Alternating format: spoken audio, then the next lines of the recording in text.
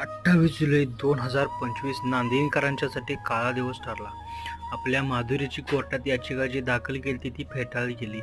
जसजशी ही न्यूज गावात पसरली तसतसे नांदणी व इतर गावातील लोक आपल्या नांदणीत जमू लागले.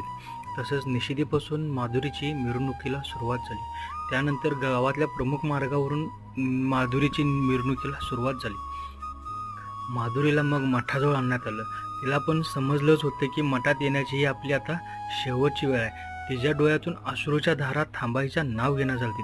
जशी निषेधीवरून मिरवणुकीला सुरुवात झाली त्यावेळीपासून तिच्या डोळ्यात अश्रूच्या धारा होत्या. आत मठात नेलं, त्यानंतर मठातनं तिला बाहेर आणण्यात आलं. बाहेर येतानंतर लोकांची गर्दी प्रचंड होती.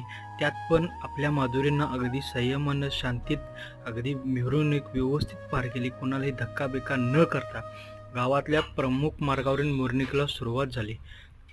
लोक तर भयानक आली होती आणि शेवटी हे गाडीत चढताना दृश्य, तिला सुद्धा जायची इच्छा नव्हती माधुरीला, पण कोर्टापुढं आणि पैसापुढं सगळं काय हारलेलं आहे.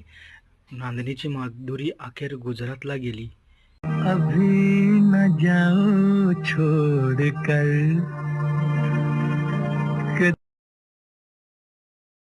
अभी न जाओ छोड़कर